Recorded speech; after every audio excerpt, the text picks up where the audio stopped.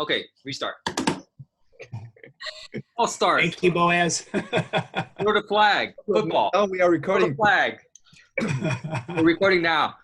All right, good morning. Welcome, everybody, back. We are back to Discovering America as Chinese. We are at part three. Yeah, that works. This will make it in the blooper reel. Yeah, so just to recap a little bit of what we talked about and introduce the people on our panel, I'm just going to take these next couple minutes. We talked about culture the first week. How we defined it is our language, our traditions, and our upbringing. That's basically our culture, and that defines who we are. And for some of us, or for all of us here, our identity is in Christ. And I know we don't hide that. We love that we've been changed by the love of Christ. But culture is how we identify ourselves. I think Ying said it best. It's our second way of identification, or our second culture, since we are all Christians to begin with. And last week we talked about food and how food is definitely different. American food is a lot more seasoned. We bake more. Definitely a lot less soups. And Chinese are more rice-oriented, noodles-oriented, or take it from Ying's words as well, no soy sauce. So we definitely have a distinct difference in how we view American and Chinese food. On our panel is John. You know John Wilder by now. He missed last week, but that's okay. Love to have him back, and his experience. Spent 30 years in China teaching and doing a lot of things that are for the kingdom. So we are excited to have John back. Michelle is, or I should use your Chinese name, right? Ying. She is a music major at Southwestern. Boaz is a Master's of Divinity student. And I think you're both from Nanjing, correct? Yeah, that's right. Yes. And then our dear friend from TCU, and she balances all of us out, Jenny Wei. And she is studying speech therapy. But I think I'm abusing your name. It's Manning, right? But you like it anyway. I prefer Janaway, actually. Yes. Awesome. Cool. All right. So let's move forward. You guys want to add anything? That's good. Okay. Yeah, agree. Review. All right. So today, the topic is education. So before we begin, I think we need to define terms. How would you define education? Anyone? I said to be able to learn to live life well, and skills to provide for oneself or his or her family sufficiently. Can you see again? Can you say again, please? Yeah, define education. No, I mean John. Oh. Sure, I'll say it again. To be able to learn to live well and learn skills to provide for oneself and his or her family. You want to translate that, John? Well, I think in the Hebrew biblical model, education is not just head knowledge like we have in the West, but it's how one lives their life. So you can be a double, triple, quadruple PhD with all this information and knowledge, but still not be living life well.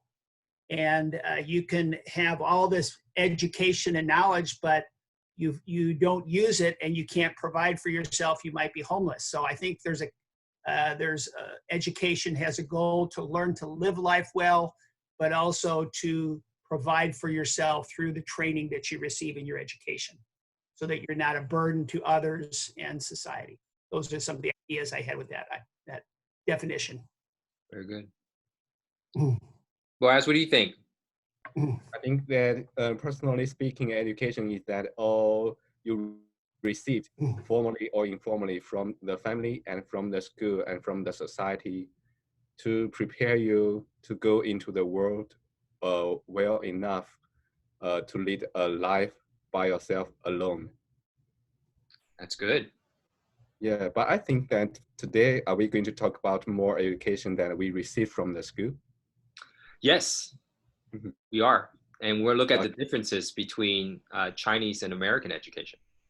Oh, good. Yeah. How about you, Jenny Wei Ying? You want to add anything to education?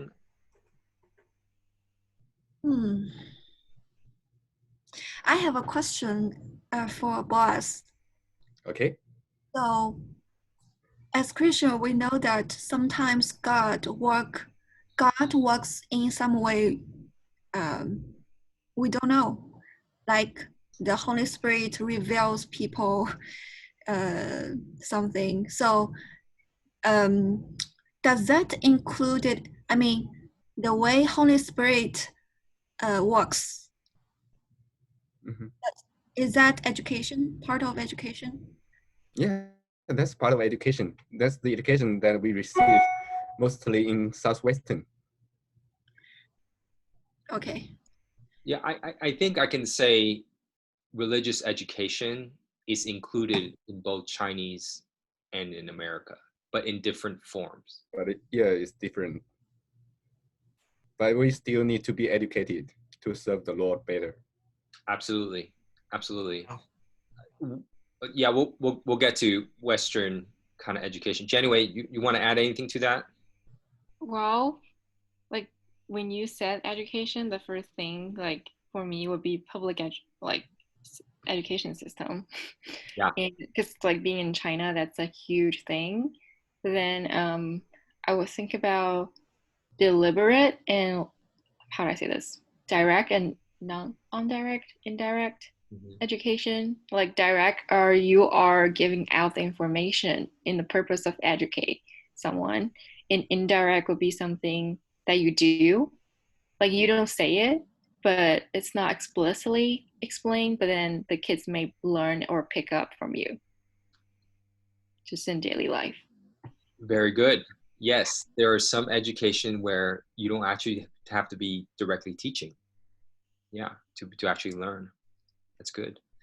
Okay, so education is living life. It's being taught directly and indirectly, or using Boaz's words, formally or informally, on how to live life.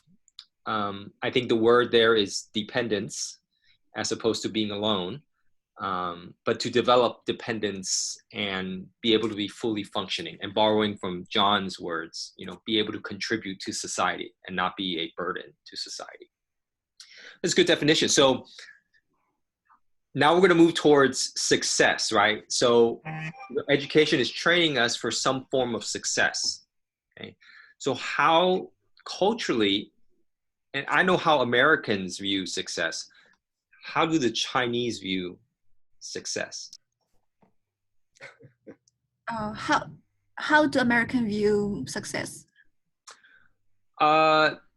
Americans would view success as, in some forms, academic achievement, but not only academic achievement.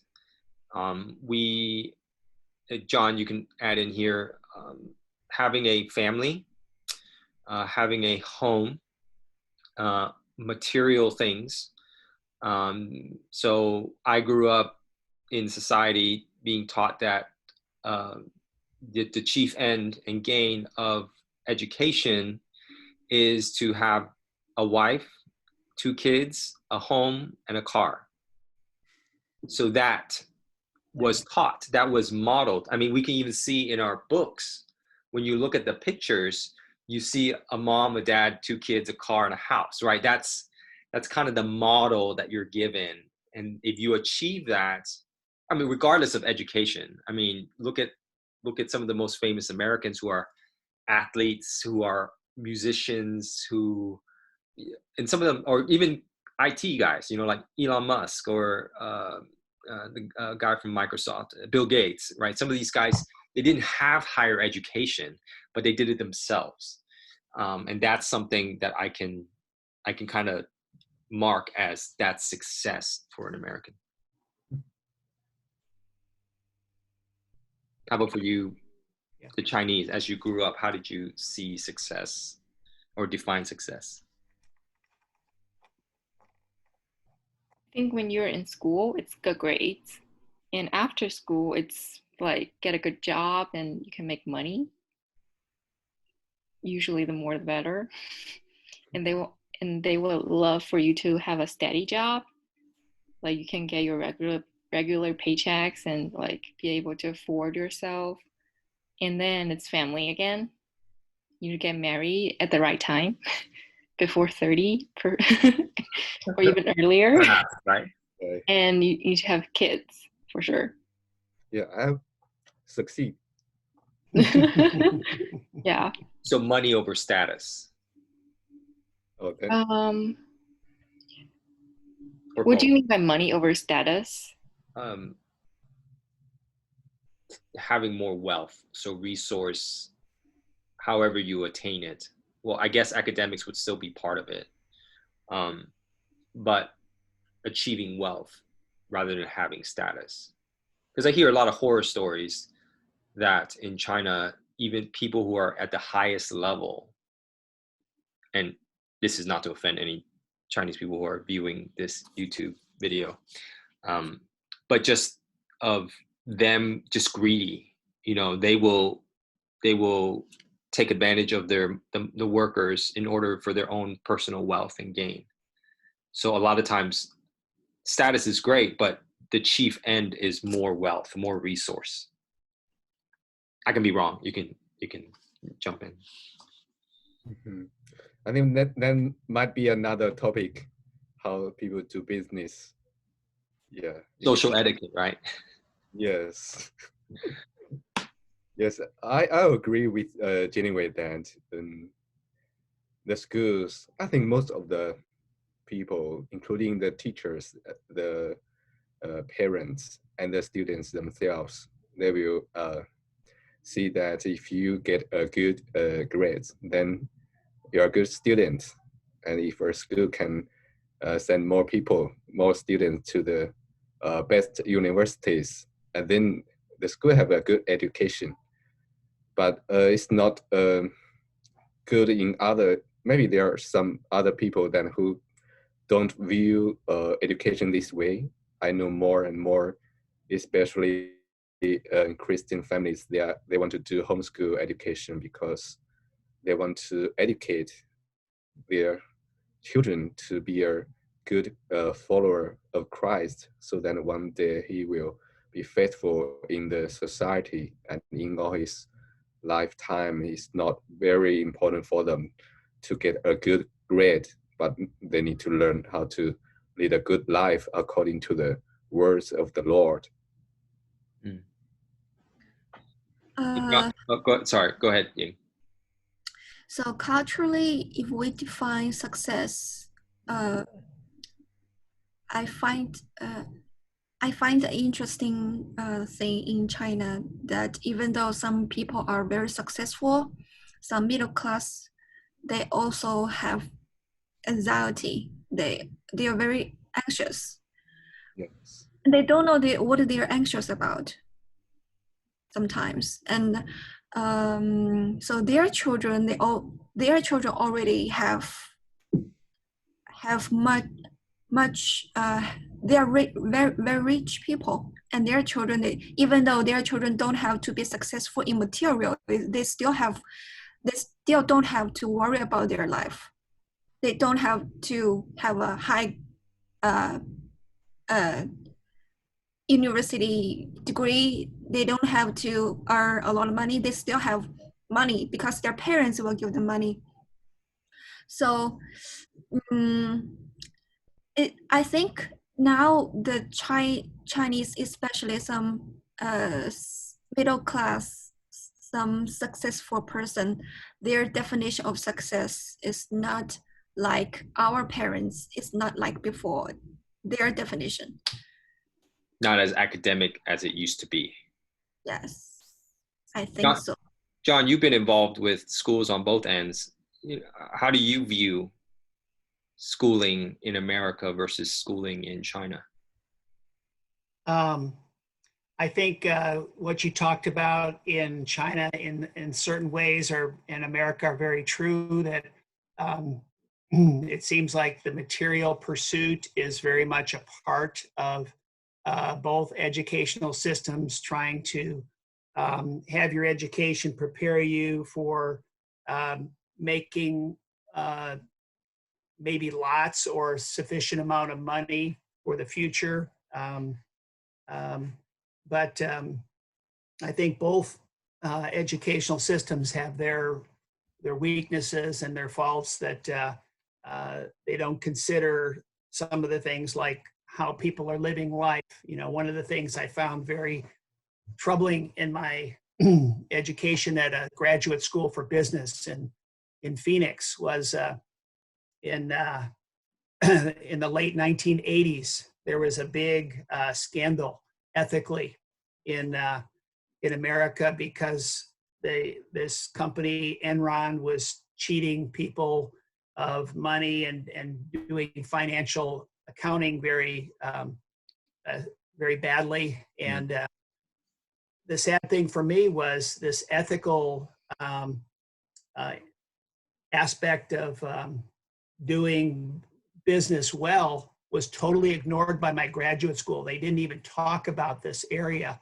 And I found that even some of the things you talked about with China, that so a lot of my students, they couldn't pursue Christianity because they knew they would have to, if they would be successful in their business life, make lots of money, they would have to bribe others, and they felt like they couldn't be a Christian and carry out business successfully when I was a business teacher in China because of that problem. So I think there's ethical issues and problems in education in both countries that make it in some ways bankrupt or not. Both systems have their problems. Yeah. So Boaz, Janeway, I'm assuming all three of you grew up through the Chinese education system. Yes. What would you say are some distinctions of the Chinese system that you felt like this is good? And then what are some distinctions that you can say, I don't like this?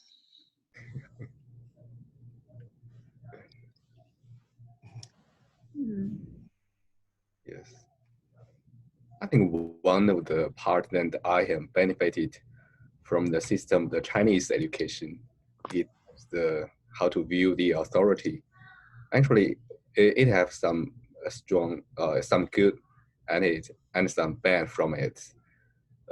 I think when I was since I was from elementary school, the teacher is the authority, and then we all need to obey him, no matter about his personality, his character, what he said. You need to obey. Yeah, and he can discipline the students.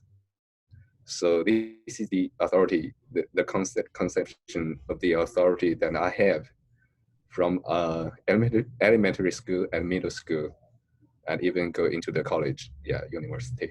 So I mean that there is authority. Maybe the teachers are not a good examples of authority, but it helped me to have a conception in my heart that I need to obey the authority.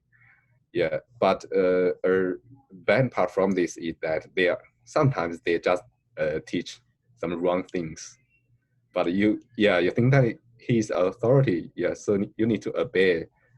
So I think some bad personalities, characters, then he view different students also have an influence on me. When you are not a good student, it means that you can't get a good grade from your study. Yeah, and then the teacher will say that you are a bad student and you are a bad person. And for our students, we think that, yeah, you are a bad student, or I'm a bad student because I didn't get good grades, because the teachers are the authority. What he said is right. So yeah, that's both good and bad from that. Yeah.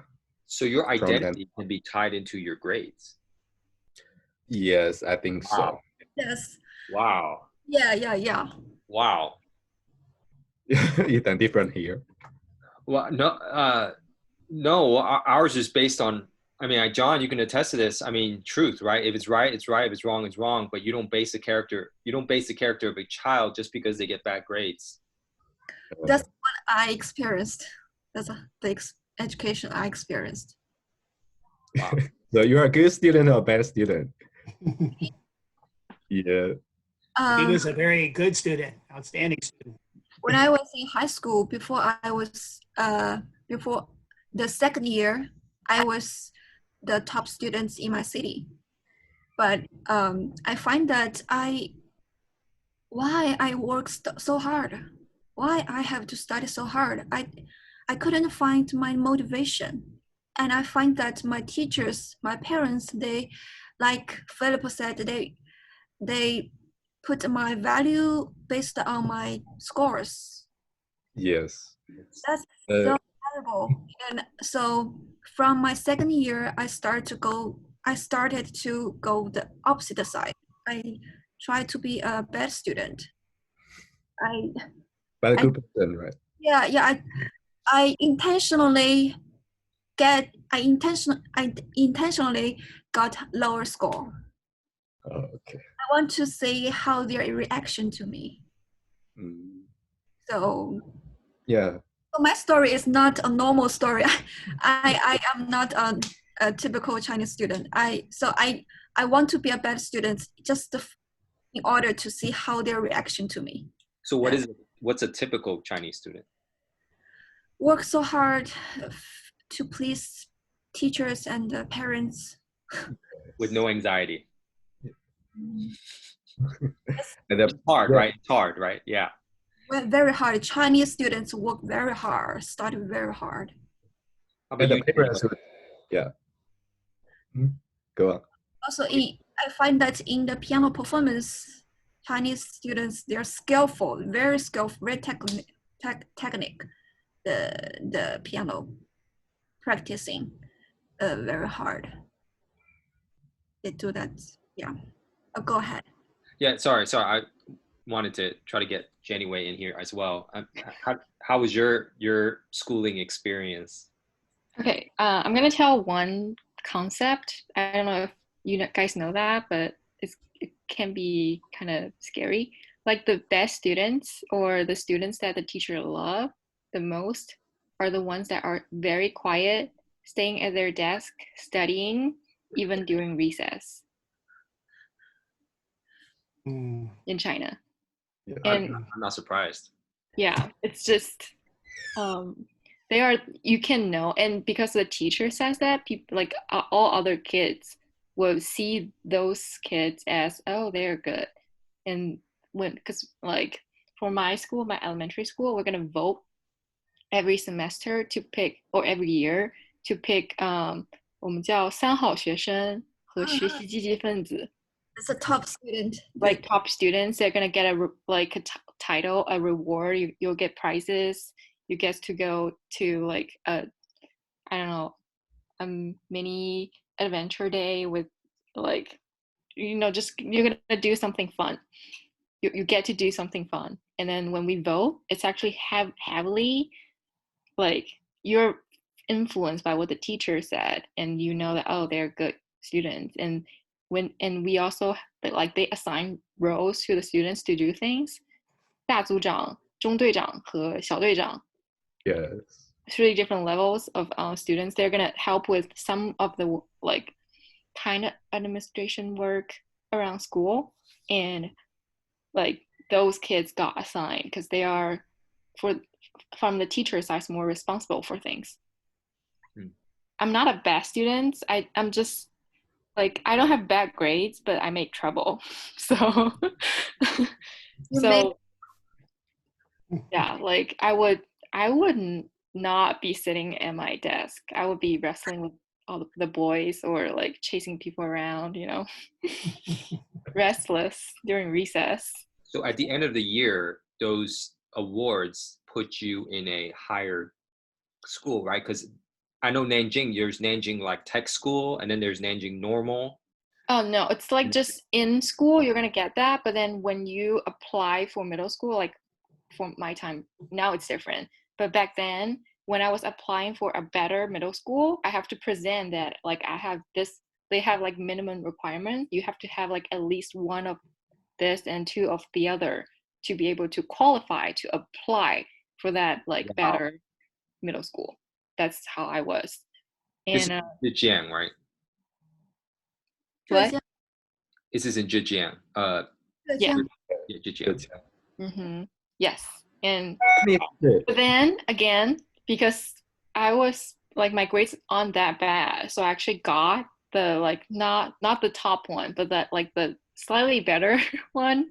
I got a few, and then one time because my grades were very good that time, people actually voted me for the top one. So I actually had like I met the minimum requirement to apply for the like better school. But then it's kind of interesting. Yeah. Wow. I mean, John, I mean, you and I grew up in America. I mean, our grades had some impact on the class, and our parents would perceive. I know my parents perceived excellence through grades. I think they were a little bit better about putting our character towards a grade. Although my brother was a valedictorian, finished first in his class. I was nowhere near. I was just like you. Anyway, I couldn't sit still. I was very rowdy, got in trouble a lot. But I ended up quieting down as I got into middle school, high school. I spaced out in classes a lot. Like the teacher saw me just staring as like maybe a bird or something outside the window, and I would observe that thing for 30 minutes, but not listening in class. And my mom actually got got calls from the teachers like she's not paying attention. But my mom's like her grades are fine. It's not like it's very bad. So my mom's like it's fine. I don't care. Just although so my teachers don't like my mom. You have a good mom. Yeah, I know, Yeah, very good you mom. do. Yeah. My parents would tell me that don't play with those bad students. Yeah, with people like me. My mom was very harsh on me for piano, but then I think it's because of my piano teacher. They was like use a ruler to spank me on my hand if I like played one note wrong, and my mom did that, and she got too serious with it. It hurt so much, and I flipped one day, and I was like, I'm done playing. I don't want to do this anymore. I'm like practicing, but like every time I hit a wrong note, like it's kind of interrupting what like my flow actually. If I'm just practicing myself, I think it'll be better, but that's the way they taught it back then. I don't know how it's like now. Yeah, everybody play piano here. I play piano. No. As you didn't play music. I didn't. Yeah. Well, I mean, most Asian. I mean, again, this, in my opinion, IMO here. Most Asian families that I'm connected to, their kids play piano. They eventually grow out of it, depending on, I think, not so much how good they are, but how much pressure and expectations is placed on them. So, like, I quit when I was 15 because it was just like the pressure was just overbearing. Like, you have to do well in this, you have to do well in this. If you don't do well in this, then you get punished for this. It was just like, do I want to get punished or just want to quit? So I ended up quitting. So in my middle school, I got a piano teacher, and he asked me, "Do you want to get like certificate? Like, because there are different levels of music that you can like.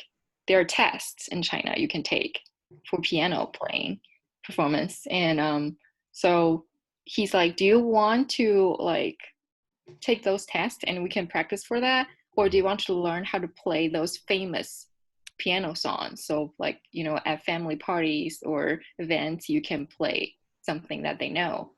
And those are the only two options. But then actually for me, I never really learned how to enjoy music through piano. I would enjoy playing, but then oftentimes the music I'm playing, I'm like, this doesn't sound that great, you know, for me.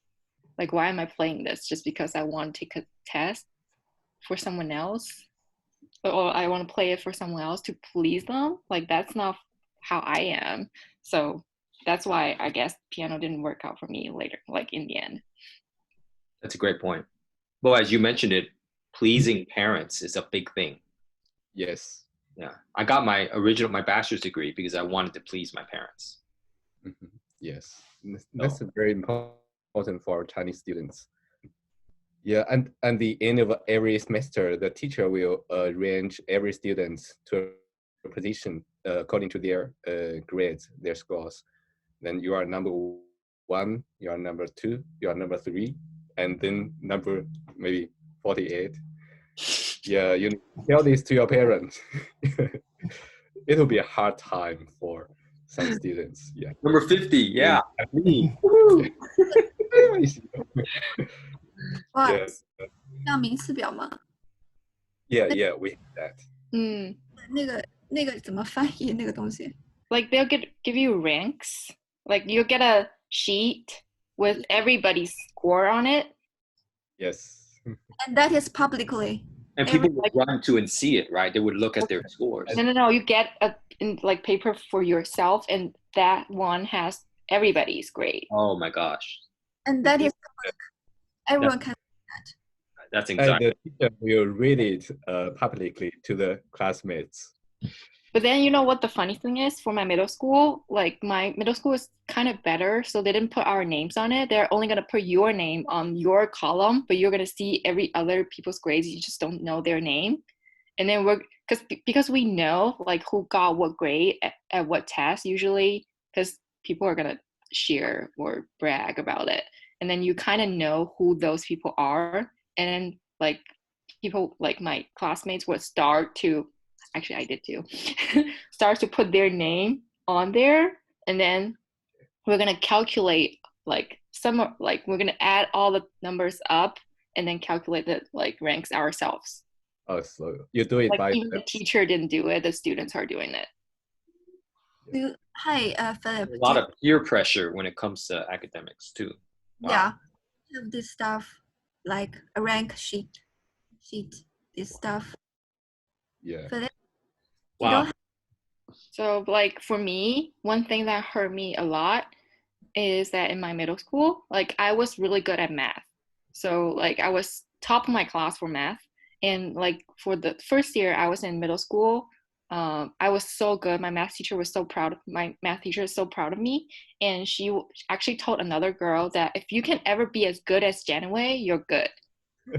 And then like I think it's the second year or the third year of my middle school, this girl came up to me like we are not like we're classmates, but we have like friends, shared common friends, but I'm not really friend with her.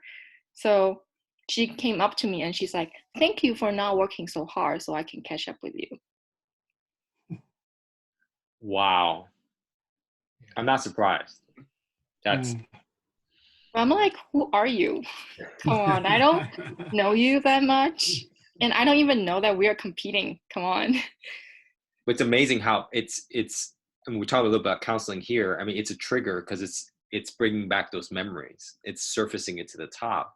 And a lot of Chinese students, they don't realize that type of anxiety is there until they talk about it, right? Until it surfaces back up. And then they have to process that and try to heal through that. I mean, John, you probably noticed with students you reach in overseas, but I did the same. I went and taught a conference for 90 college students in Shijiazhuang. And when we had a workshop, everything that we talked about was anxiety and worry. Yeah. Because they felt like if we don't pass this exam, we don't get to the school that we want to go. Or we don't pass this exam, then we flunk out of school. Right. You know, it's so much high-ended pressure. Right. That they put it on themselves and then they put it on each other. And sometimes the administration would put it on the teachers. Like some of my students in the Shantou University, they did very poorly, sometimes because they wouldn't even try, they wouldn't even come to class. But I had a lot of pressure on me, even though they wouldn't try or they didn't come to class. I still had pressure to pass them from the administration, because if they didn't pass, they wouldn't graduate. They didn't come to class, they didn't do the work. I still was pressured to pass them. Would they fire you if you didn't pass them? Could, yeah, they could. They could. Wow. I think it has Usually I had to figure out a way to do makeup for them so they could pass. So had to adjust the system so that they could get at least a passing D or something. Okay, I want to move on. Just two more questions here. This is a great topic. I think that we've kind of hit a good mark here. John, you and I grew up thinking that there's this ideology that all Chinese students are smart. So I want to ask you three a question. Do you think that's an appropriate adage? I mean, are all Chinese students smart? How do you define smart? Yes. Scholarly, always do well in class, well behaved, high marks. I think one reason is they study very hard. So they, like math, kids like start from 4 age, they start to get training to calculate complicated score and do mathematic exercise, because they sacrifice a lot. They sacrifice a lot of playing time to do the practice. So I think that's one reason why they get higher achievement compared with other same age kids. Yeah. How about you two? Do you think you hear that a lot? I'm not sure. You guys came here in your master's degree, but have you guys seen that or heard that quote, moniker, phrase? For me, I think that if you want to know if a student is smart, you need to know his IQ. IQ. Well, you got to be street smart too, right? Not just according to the grades. Yeah, not according to the grades. So I don't think that the Chinese students are smart, but I will agree that having been raised up from this educational system, maybe they spend more time in study. Yeah, but and when I send my sons to the school, I can know that they are good at mathematics, but they are not good at reading and the logic thinking. So I don't know whether it's typically the difference between Chinese students and American students, but maybe one thing is sure that they will be urged to study very hard since they are young. I think maybe that's one reason. Yeah, and I met a lot of American friends, and they are very smart. I don't think that we are smarter. Yeah. John, one of the things that I learned from a professor from Fudan University, one of the best schools in China, in Shanghai. I used to travel back and forth through California, through Los Angeles, sometimes San Francisco frequently. And I like to get papers to read, keep up to date on what's happening. And they would have good Asian news, especially in the Los Angeles paper, Los Angeles Times. And I read this article that a professor from Fudan had written, and he was lamenting, he was very sad about how he felt the education system in China had failed their students. And it's not because they didn't test very high on their scores, and often much higher than American students in top schools, whether Harvard or Yale or whatever. Asian students, the Chinese students especially, were so high up on their scores. But he said, we don't teach our students how to think. We just teach them how to take a test, so that when they have to go into life and have to learn how to think, oftentimes they don't do nearly as well as when they're in the school taking the test that the teacher has prepared them for. I thought, wow, that is really very good. And not always in America do we do that either, but it was interesting to me that I thought, yes, for my 15 or 20 years education experience in China, I would agree with that. Teaching them how to test and not necessarily how to think. One of the courses, or one of the classes we taught, was critical thinking. And that was a very new idea for our students in China about how to critically think, because it was never, from what we they communicate back with us, they'd never had that kind of critical thinking idea in their classes. Okay, following that, I have a really deep feeling about that, because like the Chinese system is designed in a way that you have to listen to a teacher no matter what. Right. So like for my cousin, like she's learning English, and like when she pronounced a word, I'm like, that's not how you say that word. And we looked up online, and we like just listened to others, like natives speaking that word. And I'm like, okay, so this word is pronounced blah blah, not blah blah. And then so she learned that, and then when she went back to the school and she used like say it that way, pronounce it the right way, the English teacher's like, no, why are you saying it like that? You need to listen to me. My way. And they are like, it's like in China, you have to listen to your teachers. You don't like, oh, I have my own idea. And usually those kids are designed or not designed, are regarded as like outliers. They are the troublemakers. Instead of they are being creative, they're actually thinking critically. And that's actually one thing I learned after I came here, or after I started learning like things in English. Like I took IB, and one big thing for us is theory of knowledge. And we have to write an essay on ethics. Like, what do you think? Like, it's not about right or wrong. It's just, you have to think about things in different ways. You have to really think, is this right? Like, do I really accept whatever other people told us, or do I have to really justify this statement to provide evidence to support whatever this is? You know? So that's actually one thing I learned, and I benefited a lot from it, but then it's not in the Chinese curriculum.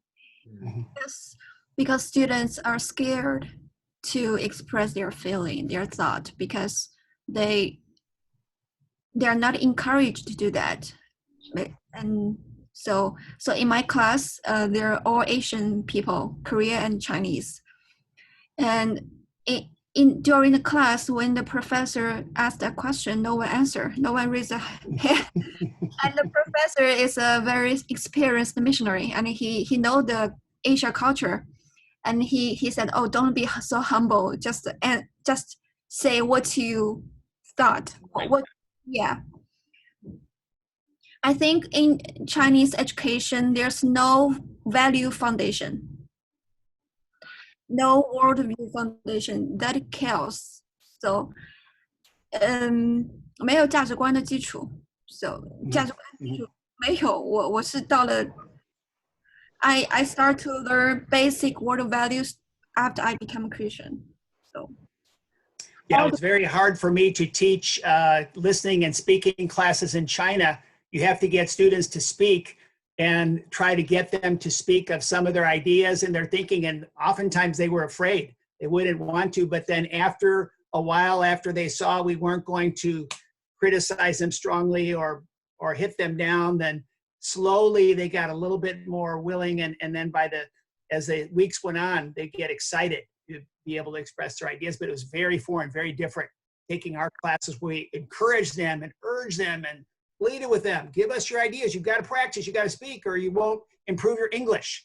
So our classes were very different from other classes that they were taking.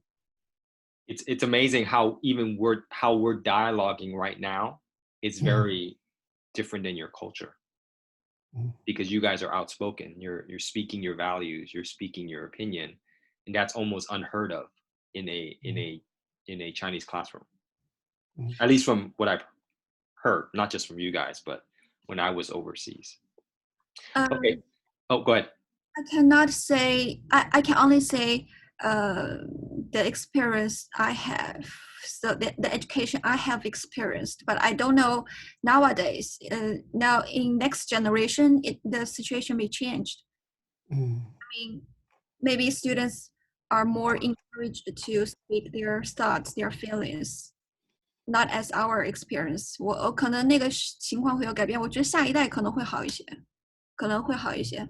I think like internet really changed that Yeah, yeah. in China, so it's Mm. changing. I think But the population that can actually be on the internet and like speak freely of their minds are limited in one way, and then they are overusing the power in another way. Like Other they would be so like, I don't know how to say that, stubborn in their idea. It's not critical thinking anymore. It's just I said it and it's right. Mm. So Right. 我感觉这个情况可能会改变，就是我们下一代可能会好一些，老师可能不会再那么严肃，或者是 authority 的那种。 Yeah. it's my cousins in like elementary school in Shanghai. Like, so that was like shocking for me because it's Shanghai, you know. I thought Shanghai, I would see that if it's like a very, I don't know, like less developed city, but Shanghai is very international city that's Mhm. very developed, but then it's still like that. Yeah, yeah. You'll get teachers like that. All right, last question. A new Chinese student comes in, doesn't know the difference between Western and Chinese education. What would be your one advice to that student?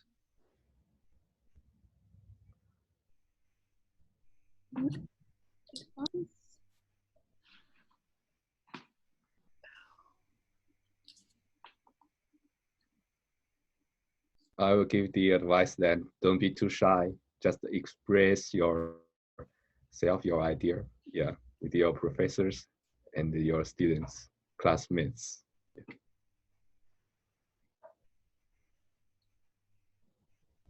I would say try to open your mind to new ways of thinking and new ways of learning outside of what you have experienced before in your previous education, because I know I needed to do that in China. I had to learn new ways of thinking and new ways of learning in China that were very different. If I was to learn Chinese, I had to adapt to the model that was there, or I'd fail. I wouldn't be able to continue and learn the language. So even though it was very different, like I had to sit very quietly, often in class, 4 hours a day, not 7 or 8 or 10, like maybe some of you guys did, but 4 hours a day, every morning, 8 to 12. And then I had coaching in the afternoon from 2 to 4. And then I was expected to spend maybe 2 or 3 hours in the evening to do my lessons for the next day. And I just had to learn to adapt. So I would say learning to adapt, but also being open to learning new things in new ways. So.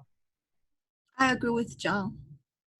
Yeah, be more open for different thoughts and possibilities. Mhm. For you, Jenny? It's kind of hard for me to say because I know like people have a transition phase. Like I had a friend who has been in the US for 2 years, but still doesn't know how to talk to an American. So when we go out, I'll be the speaker. I'll talk with others to like help her with like her things. But then at one point, I'm like, you have to learn how to do that yourself. If you're gonna stay here, you're gonna study here, like, and it's a great chance to like, you are here, you know, it's a good environment to learn things. You really need to push yourself out of your comfort zone Yeah, to do things. absolutely. Yeah, good advice. Yeah, one of my favorite teaching tools when I go overseas is art. I've learned that art is outside of their comfort zone. It is a creative element. They're using a different side of their brain to express creativity. A lot of them, what I remember, just a few projects that I had them work on. Those who were afraid drawed more exactly what the text said, right? Because I was teaching Old Testament. They would draw like a specific object or a specific thing. And then those that are more expressive would actually creatively work through the narrative. So they will draw the whole story. They would just draw like, this is what I think the story means. They took a risk. And I think I tell a lot of students, and you guys included, is here in the West, you can really learn to take risks. Like, if you want to learn how to raise animals, you can do it in Texas. If you want to learn how to fix a car, you can do it in Texas. If you want to learn how to build something, you can learn it in Texas. Like, I mean, this is the fascinating thing about America. Even like cooking, anything. Like, you can go because you won't get that negative feedback. You won't get somebody getting on you and saying, well, man, that's wrong. You should have done it that way, right? You will get people who would want to come alongside with you. And this is going back to what John said earlier. Somebody's going to walk alongside with you and be like, hey, I want to show you how to do this. Or like Janyway to his friend, here, this is how you communicate to a friend or communicate to an American. And I think that's the beautiful part, is when Chinese students come over, we can teach them and not be critical. It's just like, hey, let me show you how to do this so you can do it next time. Or let me teach you how to drive. That's something like Boaz in the beginning was like, just teaching everybody how to drive. And I'm just like, that's so awesome. Like, I don't know if you guys have opportunities to do that in China, but you can definitely do things here that you can learn and educate yourself. You would never have had the opportunity in China to do, right? Shoot a gun. Like, you want to go shoot a gun? Let's go. I have a 9mm. Come on, John. Let's go. Let's go bring our shotgun and shoot AR-15s. Like, that's the joy and the exuberance of like coming to the West, is that education is beyond just academics. Like, you can learn to do all these things and more, which is I think the fun side of education in the States. And Janyway and Ying, our next trip is to shoot guns. We're going to shoot guns. I'll bring my .38 so you guys can shoot a smaller gun. But I took a few students. We went shotgun. We went and shot a 12 gauge shotgun. So that was fun. We were skeet shooting. Oh, like in my high school, we actually did military training. Not really military training, but we call it military training. Then we're gonna go to a former like military base and like do some things there. And one thing is to shoot, but then there's no bullet. It's like razor, and it doesn't even have any like impact or anything. You just put it there and then you're done. So boring. All right, John. So we have the retreat and then we'll go shooting. I'm going to plan a shooting day. Wow. Shooting. I'll take you guys shooting. I'll bring my Glock. Yeah. I have an AR-15. I'll bring a pea shooter so you guys can shoot a smaller gun. It'll definitely be fun. So that's the reason why we hear sometimes the gun shootings. Yeah. So that's the thing. Like, once you get used to it, it's not as bad as it sounds. The echo is bad, but like once you learn to fire it, it really is not as bad as people presume to be. Yeah. And I'm curious about things. Yeah. and John, unless you're like a seasoned shooter, most people are not accurate. Right. So even with Son and my daughter are much better shooters than I am. Yeah, you have to shoot often. Not as good a shooter either. Yeah. You have to shoot very often to be really good at it. Yeah. Anyways, yes. We'll talk about that next time. But anyways, thank you guys. You guys are awesome. I didn't expect us to go over an hour, but this was a very good topic. Yeah, very important. Yeah. Very good. Next week, we'll talk about money. I think that's what we're scheduled. And then we'll talk about moral values. So we talked a little bit about how our values dictate how we think. So truth, the desire to seek for truth. So moral values, and then we'll talk about social etiquette, and then we'll talk about relationships. So that's a 7-week. We'll end there, unless you guys want something else to talk about. But these are nice little discussions that I feel like would help Chinese students as they come over. Good. Okay. Yeah. Thank you. All right. Thank you.